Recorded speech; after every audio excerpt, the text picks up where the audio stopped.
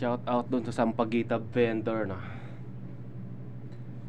Dahil sa katigasan ng ulo ng Sampaguita vendor na yun, natanggalan ng trabaho yung gwardiya.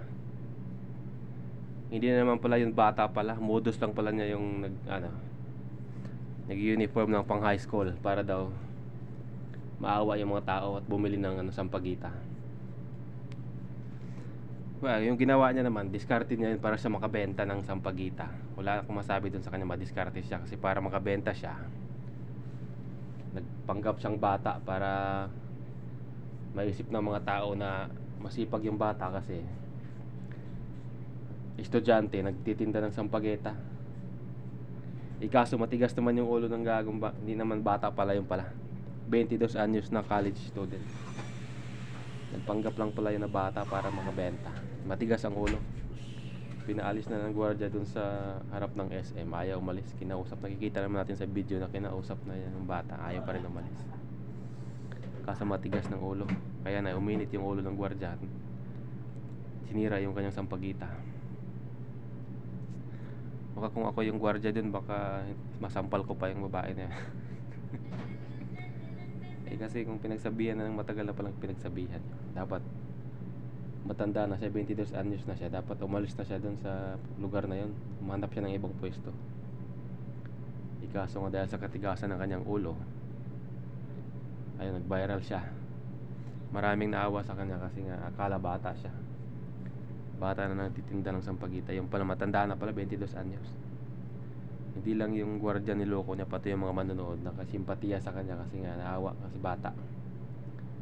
Ikaso sa ginawa niya, modus pa, kahit hindi siya budol-budol pa rin yung ginawa niya na yun. Nang budol siya para makabenta siya. Tapos ngayon, natanggal yung trabaho ng gwardiya. Siya maraming tumulong. Kaso natauhan na ngayon mga tumulong sa kanya kasi nga nang bubudol naman pala siya. Hindi naman pala siya totoong bata. Nag-uniform lang ng pambata. Natanggalan na yung trabaho yung gwardiya na. Kawawa naman yung gwardiya na yun.